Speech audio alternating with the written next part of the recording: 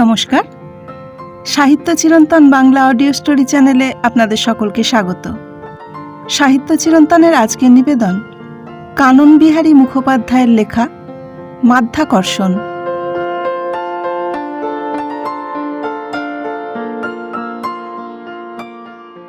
গত 7 দিন ধরে যে কথা শেষ হয়েও শেষ হচ্ছিল না, আজ সকালে চলল তার পুনরুক্তি।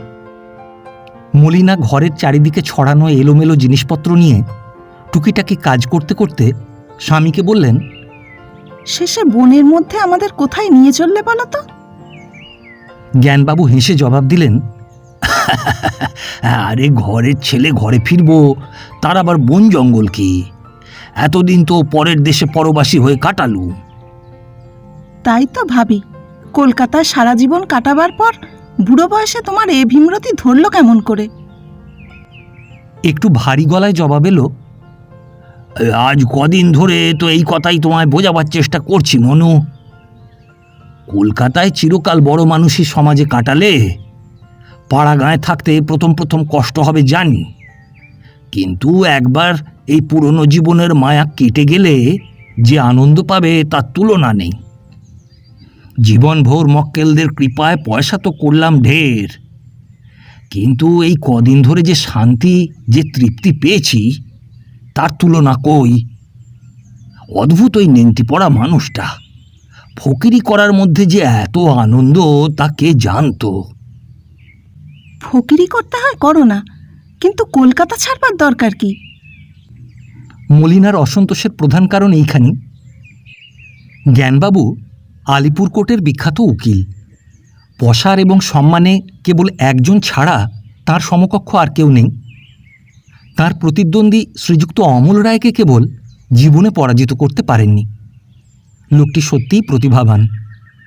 ব্যক্তিগত জীবনে তাদের দুজনের যেমন ছিল বিদ্বেষ, কর্মজীবনেও তারা পরস্পরের বিপক্ষ পক্ষে কাজ পেতেন। তবু অমলবাবুর শক্তির উপর মানুষের যে আস্থা ছিল, জ্ঞানবাবু শত চেষ্টা করেও তা লাভ করতে পারেননি। সকলেই ভাবতেন জ্ঞানবাবুর আইন জ্ঞান অদ্ভুত, কিন্তু তার চেয়েও অদ্ভুত অমল রায়ের ধীর শান্ত বুদ্ধি এবং প্রত্যুৎপন্নমতিত্ব। আইনজ্ঞ হিসেবে জ্ঞানবাবু জুড়ি নেই, কিন্তু তিনি অত্যন্ত হঠকারী। সহজে যেমন উত্তেজিত হয়ে ওঠেন, তেমনি কাজ করেন শুধু উত্তেজনার বশে। এমনি সময় ভারতবর্ষে হঠাৎ শুরু হলো অসহযোগ আন্দোলন। দিকে দিকে পৌঁছল মহাত্মা গান্ধীর আত্মত্যাগের আহ্বান। আইনজীবী সমাজে ফতোয়া এলো, পেশা ছাড়ো, শত্রুর আদালতে গিয়ে বিচারের অভিনয় করো না, গ্রামে ফিরে গ্রামের কাজে লেগে যাও। জ্ঞানবাবু জন্মেছিলেন পাড়াগাঁয়ে। কলকাতায় থেকে যখন আইন পড়তেন তখন বাপমা মারা যান। তারপর আর দেশে ফেরেননি। শ্বশুরের সাহায্যে শহরেই ঘর সংসার পেতেছিলেন। সে আজ 22 বছর আগেকার কথা। তবু এতদিন পরেও গ্রামের আকর্ষণ তার মন থেকে মুছে যায়নি। গাঁয়ে ফিরে যাও, এই বাণী তার চিত্তের গোপন কোণে গিয়ে সাড়া জাগালো। একদিন বন্ধুদের পাল্লায় পড়ে কৌতূহল বশে মির্জাপুর পার্কে গান্ধীজির বক্তৃতা শুনতে গিয়ে সেখান থেকে ফিরে এসে স্ত্রীকে জানালেন, কাল থেকে আর কোর্টে নয়। মলিনা প্রথমে মনে করেছিলেন এ শুধু স্বামীর মনের এক টুকরো খেয়াল, তাই হেসে জবাব দিয়েছিলেন, কতদিন এই বৈরাগ্য থাকে দেখব। কিন্তু সপ্তাহখানেক পরে যখন কলকাতা থেকে বাস তুলে মেদিনীপুরে জ্ঞানবাবুর পৈতৃক গ্রামে গিয়ে খদ্দরের কাজ শুরু করার উদ্যোগ চলতে লাগলো, তখন তিনি আর স্থির থাকতে পারলেন না। অনুনয় বিনয়, মান অভিমানের অভিনয় শেষে পরিণত হলো উষ্ণ তর্কাতর্কিতে। কিন্তু ফল বিশেষ কিছু হলো না। জ্ঞানবাবুর সেই এক কথা, সারা জীবন তো লোক ঠকিয়ে পয়সা উপায় করলাম, এবার মুক্তি চাই। মুক্তি চাই বললেই মুক্তি মেলে কই? আজ 3 সপ্তাহ হলো জ্ঞানবাবু আদালত যাওয়া বন্ধ করেছেন। তার হাতে যেসব কেস ছিল তা বন্ধুবান্ধবদের কাছে বিলি করে দিয়েছেন। জটিল 2-1টা কেস প্রতিদ্বন্দ্বী অমলবাবুকেই দিয়েছেন। তার জুনিয়রেরা আপত্তি করেছিল, কিন্তু জ্ঞানবাবু হেসে বলেছিলেন, আরে উনি চিরদিন আমার সঙ্গে শত্রুতা করে এসেছেন বটে, কিন্তু ওর শক্তি আছে তা বরাবর আমি স্বীকার করি। সেই স্বীকার করার চিহ্ন হিসেবে দিলুম এই কেসগুলো। আমার এইটুকু মহত্ব অন্তত উনি উপলব্ধি করতে পারবেন বিশ্বাস করি। প্রাতরাশ শেষ করে নিচে এসে উপস্থিত হতেই জুনিয়র মুখুজ্জে হন্তদন্ত হয়ে বললেন, আপনার জন্যে শেওড়াফুলির কুমার বাহাদুর বসে রয়েছেন। জ্ঞানবাবু মুখুজ্জের ব্যস্ততায় কোনো আগ্রহ প্রকাশ না করে শান্তভাবে বললেন, তাই নাকি? তো তুমি কেন বললে না যে আমাকে আর অনুরোধ করা মিথ্যে? তাছাড়া ও কেসটা তো অমলবাবুকে দিয়েছি, ভয়ের কারণ কি? আগে ওরা চাইছেন আপনি কোর্টে গিয়ে না দাঁড়ান, অন্তত অমলবাবুকে যদি একটু পরামর্শ দেন তো। না না, এসবের মধ্যে আমাকে আর টেনো না। বিরক্তি ভরে জ্ঞানবাবু অসম্মতি জানালেন। বৈঠকখানায় যেতেই কুমার বাহাদুর মাথার পাগড়িটা খুলে বললেন, বাবা, বুড়ো হয়েছি, বেশি কথা বলার আর শক্তি নেই। এই মাথার পাগড়ি খুলে তোমার পায়ের কাছে। এই করেন কি? আমাকে এমন করে অপরাধী করছেন কেন? জ্ঞানবাবু ব্যস্ত হয়ে চেঁচিয়ে উঠলেন। বুড়ো বাপের রুদ্ধ আবেগ কণ্ঠস্বরে স্পষ্ট হয়ে উঠল। তিনি বললেন, আমার ছেলেকে বাঁচাতেই হবে, নির্দোষকে রক্ষা করাও দেশের কাজ। আপনি ভয় পাচ্ছেন কেন? কেসটা অমলবাবুকে দিয়েছি, তার মতো যোগ্য লোক আর কে আছেন? না, সে আস্থা আর রাখতে পারছি না বাবা। কাল গভর্নমেন্ট থেকে যে সাক্ষী দিয়েছে তাতে কেসটা আরও বেঁকে গেছে। এই গোড়া থেকে তুমি এর তদারক করেছ, শেষ পর্যন্ত তোমাকেই এর তদারক করতে হবে। কোর্টে না হয় নাই গেলে। অমলবাবু বলছিলেন এত তাড়াতাড়ি তিনি এখনো সবটা আয়ত্ত করে নিতে পারেননি। এই 4,000 টাকা তোমার হাত খরচের জন্য রেখে যাচ্ছি। আমার ছেলেকে খালাস করতে পারলে আরও 10,000 টাকা তোমায় দেব। ক্ষণকালের জন্য জ্ঞানবাবু মৌন হয়ে রইলেন। হ্যাঁ ও নার দোটানা বিদ্যুৎ মুহূর্তের মধ্যে মনের আকাশে ঝলসে গেল। এতগুলো টাকা হাতছাড়া করা মানুষের পক্ষে সহজসাধ্য নয়। তিনি ভাবলেন, থাক। ক্ষণিকের মধ্যে জ্ঞানবাবুর মনের অন্ধকার ভেদ করে আবার ভেসে উঠল এক সর্বত্যাগী সন্ন্যাসী মূর্তি। দেশের জন্য যিনি স্বেচ্ছায় ফকিরি নিয়েছেন, তাঁর আহ্বান এ যে সমুদ্রের আহ্বান। জ্ঞানবাবু কুমার বাহাদুরের পায়ে হাত দিয়ে নমস্কার করে বললেন, আপনারা সকলে মিলে আমাকে পাগল করে দেবেন দেখছি। টাকা আপনি নিয়ে যান, আপনাদের অনেক খেয়েছি। আজ সন্ধ্যেবেলা অমলবাবুর সঙ্গে আমি নিজেই দেখা করতে যাব। মুখুজ্জের সঙ্গে আপনি আসবেন। বড় কিছু ত্যাগ করার একটা আনন্দ আছে, একটা দুঃখও আছে।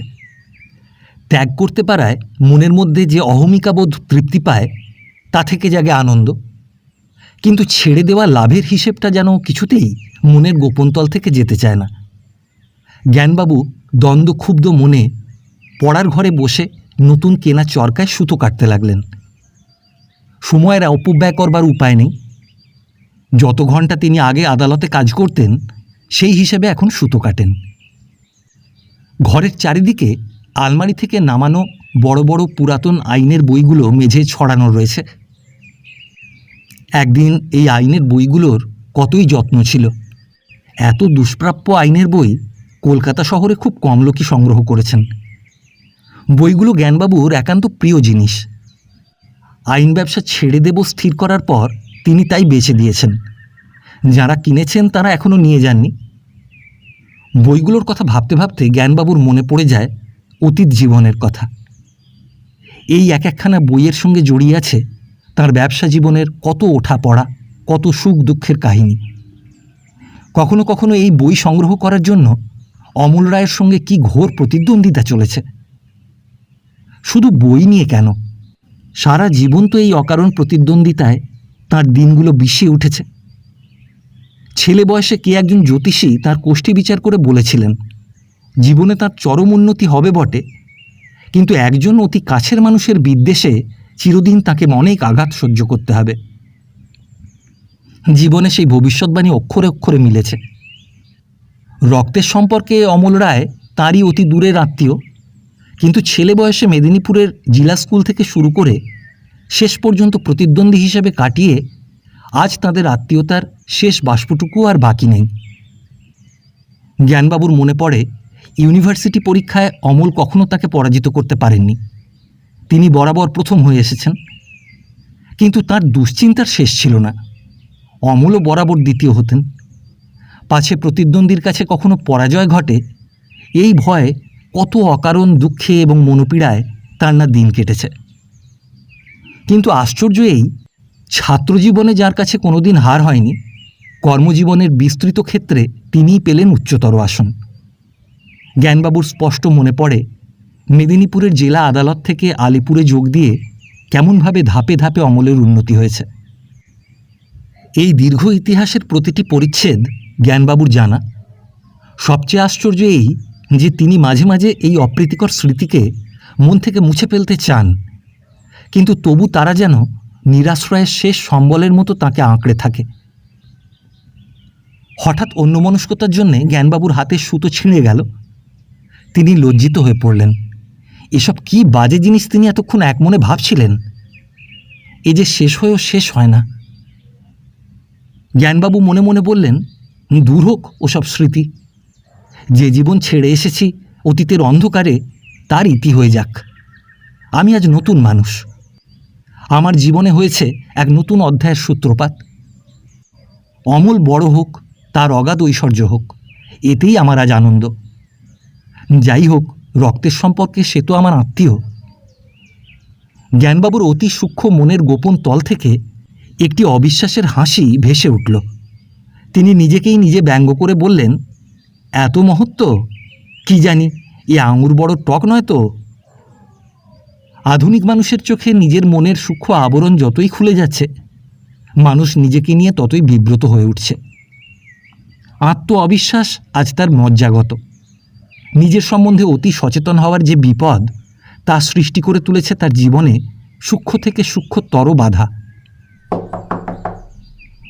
ওহে জ্ঞান, আপন মনে খুব চরকা কাটছ যে। দরজায় টোকা পড়ল। কণ্ঠস্বর শুনেই জ্ঞানবাবু চিনতে পেরেছিলেন মলিনার দাদা ডক্টর চক্রবর্তী এসছেন। তাড়াতাড়ি দরজা খুলে বললেন, এসো এসো, হঠাৎ তুমি কি মনে করে? এই এলুম তোমাকে রাঁচি পাঠাবার ব্যবস্থা করতে। ডাক্তার চক্রবর্তী বিলেত ফেরত ডাক্তার। জ্ঞানবাবু কথাটাকে এড়িয়ে গিয়ে বললেন, তুমি এসে পৌঁছলে তাহলে? হ্যাঁ, আমি ভাবছিলুম শনি লখনৌ থেকে ফিরে আসার আগেই পাত্তারি গুটবো। 1 মাস তো দেশ ছেড়ে দিব্যি কাটিয়ে এলে। হ্যাঁ, কি করি বলো, ওদের অনেক পয়সা খেয়েছি। বুড়ো কিছুতেই আমাকে ছাড়তে চায় না। তা নবাব বাহাদুরকে জ্যান্ত রেখে ফিরলে না শেষ করে এসেছো? জ্ঞানবাবু কথাবার্তাকে খুব লঘু করে আনলেন। না হে, এ যাত্রায় বুড়ো রক্ষা পেয়েছেন। আচ্ছা, বাজে কথা থাক। তোমার এসব কি হচ্ছে শুনি? কালকের ইভিনিং নিউজ কাগজে তোমার বিষয়ে কি লিখেছে দেখেছ? এত বড় একটা ব্রিলিয়ান্ট কেরিয়ার নষ্ট করা মানে জীবন নিয়ে জাগলারি করা। আমার তো বিশ্বাস এতদিন ছেলে মানুষের মতো জীবনটা নিয়ে ছিনিমিনি খেলেছি। মনে আছে তপেন, বিলেত যাওয়ার আগে একদিন তুমি আমাকে একটা কথা বলেছিলে। তখনও আমার পয়সার জমেনি, শুধু চলেছে কর্মক্ষেত্রের প্রাথমিক জীবন সংগ্রাম। আরে রাখো, কাঁচা বয়সে অমন অনেক কথাই অনেকে বলে, কিন্তু বুড়ো বয়সে যারা সেই কথাকে নজির হিসেবে ধরে, তাদের বিশেষণ কী যে দেব বুঝতে পারি নে। জানো, সেদিন যে কথাটা বলেছিলুম, তারপর জীবনের 20 বছরের অভিজ্ঞতায় আমরা কতটা এগিয়ে গেছি। ডাক্তার চক্রবর্তী গম্ভীরভাবে জবাব দিলেন, যেন একটা মস্ত বড় সত্য আবিষ্কার করেছেন। জ্ঞানবাবু একটা বিষাদের হাসি হেসে বললেন, এগিয়ে আমরা একটুও যাইনে, শুধু একটা গোলক ধাঁধায় ঘুরে মরি। আজ প্রায় 48 বছর আমাদের বয়স হলো। বলো তো, জীবনে আমরা কি করলুম? টাকা কিছু উপায় করেছি, সমাজের চাকায় পড়ে পাগলের মতো ঘুরে মরেছি ওই বৃত্ত আর সামাজিক সম্মানের পেছনে। যত পেয়েছি সমাজের আরও 10 জনের হিংসে ততই আমাদের লোভ বেড়ে গেছে। কিন্তু মনের দিক থেকে কতটুকু আমরা বাড়তে পেরেছি, জীবনের দিক থেকে কতটুকু মিলেছে শান্তি। ডক্টর চক্রবর্তী ডাক্তার চক্রবর্তী অধীর হয়ে বলে উঠলেন, আরে থামো থামো, তুমি যে একেবারে থিওসফিস্টদের বক্তৃতা শুরু করে দিলে। জ্ঞানবাবু ক্ষুণ্ণ হয়ে বললেন, হ্যাঁ, তামাশা করতে হয় করো, কিন্তু সবচেয়ে দুঃখ হয় কখন জানো? যখন ভাবি যে সমাজের চাকার সঙ্গে বাঁধা পড়ে আমরা ভুলে গেছি আমাদের নিজেদের। আমরা আর আমাদের নই, শুধু 10 জনের ইচ্ছে মতো নিজেদের গড়ে তুলছি। সমাজ আমাদের বলছে প্রতিযোগিতার মধ্যে দিয়ে তোমায় ওপরে উঠতে হবে। ফলে মৈত্রীর প্রেরণায় সমাজ বাঁধতে গিয়ে আমরা বিদ্বেষের কুরুক্ষেত্র সৃষ্টি করে তুলছি। এই কথাটা এমন স্পষ্ট করে বুঝতে পারলাম কেমন করে জানো? আশ্চর্য, ওই রোগা মানুষটি জীবনের মূল সূত্রটিকে একবারে যেন জলের মতো বুঝতে পেরেছেন। কে, মহাত্মাজি? হ্যাঁ, আবার কে? অন্য মনস্কের মতো জ্ঞানবাবু বলে যান, সেদিন দুপুরে রায় বেরোলো নায়েবগঞ্জ কনস্পিরেসি কেসটার। অমলের সুখ্যাতিতে সারা কলকাতা ভরে উঠল। আর আমি সরকার পক্ষে ছিলুম বলে কি টিটকিরি! হেরে গেলে আর লোকে টিটকিরি দেবে না? কি হেরে গেলুম আমি? প্রতিদ্বন্দ্বীর বিরুদ্ধে জ্ঞানবাবুর পুরাতন উত্তেজনা ফিরে আসে। তিনি বলে চলেন, অমলের শক্তি আছে স্বীকার করি, কিন্তু এই কেসটাতে তার কোনো পরিচয় সে দিতে পারেনি। বরং আমার বক্তৃতাগুলো পড়ে দেখো, অভিভূত হয়ে যাবে। পুলিশ যদি ঠিক সময়ে সাক্ষী জোগাড় করতে পারত তাহলে যাকে, ও কথা আর ভাববো না। সেদিন অবশ্য সত্যিই বড় কষ্ট হয়েছিল। এত বড় হার জীবনে আর কখনো হয়নি। টমসন সাহেবকে বলেছিল, এই কেসটায় তোমাদের জয় নিশ্চয়ই। রায় বেরোবার পর সাহেব এসে আমার চেম্বারে দেখা করে গেল। দেখলুম মুখখানা চুন হয়ে গেছে, কিন্তু আশ্চর্য ওদের গুণগ্রাহিতা। বলে গেল, হার আমাদের হয়েছে বটে, কিন্তু তোমার আইনের বক্তৃতা অনেক দিন মনে থাকবে। ভারতবর্ষে অনেক দিন আছি এমনটি আর কখনো দেখিনি। আর আমাদের দেশের লোক, জীবনগুপ্তকে চেনো? খেতে পেত না, টাকা দিয়ে যাকে পড়িয়েছি, সে কি না আমার পেছনে জুতো ঘষতে শুরু করলে আর অমলের জয় দিতে লাগলো। ও, তাই বুঝি তোমার এই বৈরাগ্য? মানে? অর্থাৎ ওই রেশারেশিতে অমলকে হারাতে না পেরে শেষে বনংব্রজেতের চেষ্টা। আরে না হে, মানুষের মধ্যে যে মহামানুষের শক্তি আছে, অমানুষদের মধ্যে থেকে থেকে তা তোমরা ভুলে গেছো। জ্ঞানবাবু বলে যান, ওই সারাদিন টিটকিরি শোয়ে শোয়ে মনটা অবশ্য সেদিন খারাপ হয়েছিল। ধীরেন মুখুজ্জের কি খেয়াল হলো জানি না, কোর্ট থেকে বেরিয়ে এই সোফারকে বললে, চলো মির্জাপুর পার্কে। সেদিন প্রথম গান্ধীজিকে দেখলুম, প্রথম তার কথা শুনলুম আর মজলুম। কি যে জাদু জানে সেই মানুষটা! আবেগে জ্ঞানবাবুর স্বর কাঁপতে থাকে। কি দাদা, তুমিও বিভাগী হবার মন্ত্র নিচ্ছ নাকি? মলিনা ঘরে ঢুকে বললেন, তার কণ্ঠে ব্যঙ্গের সুর। আরে না না, তোমার ভয় নেই। যার বোনকে 1 মাস ধরে বুঝিয়েও কিছু করতে পারলুম না, তাকে এই 2 মিনিটের বক্তৃতায়। দেখো, তোমাদের বোঝা ভার। তোমরা যখন ভোলো 2 মিনিটেই ভোলো। হ্যাঁ, আমরা 2 মিনিটে ভুলতে পারি বলেই তো মেয়েরা জাদু করে আমাদের নিয়ে ঘর বাঁধতে পারে। বলিহারি তোমাদের শক্তি। জাদু শুধু আমরাই জানি নে, তোমরাও। আমরা জাদু দিয়ে ভোলাই অন্যকে, আর তোমরা যে ভোলাও নিজেকে। পুরুষদের মতো আত্মপ্রবঞ্চনা করতে আর কে পারে? হ্যাঁ, বুঝেছি তোমার কথা, কিন্তু আমার মতন আত্মপ্রবঞ্চনা কি যে সে করতে পারে মলিনা? রক্তে থাকা চাই। ও, কি সাধু বংশ তোমাদের!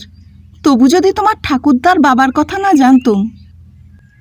ডাক্তার চক্রবর্তী অধীর হয়ে বললেন, আরে থাক থাক, তোমাদের দাম্পত্য কলহ। আমি বলছি, ব্যবসা ছাড়তে হয় না হয় ছাড়ো। জীবনভর হাড়ভাঙা খাটুনি খেটেছ, হুজুকে পড়ে কিছুদিন বিশ্রাম নাও। কিন্তু গোবিন্দপুরে যাবার বাঁদরামিটা তোমার মাথায় কে ঢোকালে? গুরুজনের মতো উপদেশ দেবার কপট গাম্ভীর্যে ডাক্তার চক্রবর্তী কথাটা বলে ফেললেন, ওই যাঁরা বিলেত গিয়ে বাঁদর তৈরি হয়ে আসেন, অবশ্য তাদের কেউ নয়। তার মানে? মানে খুব স্পষ্ট, জ্ঞানবাবু ঝাঁঝের সঙ্গে বললেন। দাঁতে দাঁত চেপে ডাক্তার চক্রবর্তী বললেন, তাহলে এই বিলিতি বাঁদরেরও একটা কর্তব্য আছে। আমি মলিনা আর খোকাখুকুকে নিয়ে চললুম। গোবিন্দপুরে যেতে হয়, তুমি একলা যাও। হ্যাঁ, তা আমি জানি। কাল তোমার ওখান থেকে আসার পর মলিনা অনেকবার সে কথা আমাকে আভাসে বলেছেন। বেশ, মলিনার ইচ্ছের বিরুদ্ধে তাকে নিয়ে যাব না। সন্ধেবেলা কুমার বাহাদুর এবং মিস্টার মুখার্জি আসতেই খুব খুশি মনে জ্ঞানবাবু অমল রায়ের বাড়িতে গেলেন। সারাদিন ভেবে ভেবে তিনি মনকে স্থির করে নিয়েছেন। তপেনের কথায় তিনি বুঝতে পেরেছিলেন তাঁর আত্মীয় স্বজন সকলেই ভাবে অমলের সম্বন্ধে তার মনে একটু দুর্বলতা আছে। তিনি কিছুতেই তাকে সহ্য করতে পারেন না। আজ তিনি দেখাবেন অমলের সম্বন্ধে তার মন কত মুক্ত। তার দিক থেকে কখনোই বিশেষ শত্রুতা ছিল না। অমলই বরং বারবার তাকে আঘাত করেছেন। আজ তিনি সকল বিদ্বেষ, সকল মান অপমানের ঊর্ধ্বে। গাড়িতে বসে বসে জ্ঞানবাবু ভাবেন, কুমার বাহাদুরের ছেলের কেসটা জলের মতন সহজ। উপর থেকে মনে হয় অবশ্য খুবই জটিল হয়ে গেছে, কিন্তু একটা মূল পয়েন্ট আছে, সেটিকে ধরতে পারলে বিরুদ্ধ পক্ষের সব চেষ্টা পণ্ড হয়ে যাবে। জ্ঞানবাবুর একবার ইচ্ছা হয়, বলে দেব না, দেখি অমলের কত শক্তি, এই পয়েন্টটা ধরতে পারে কি না।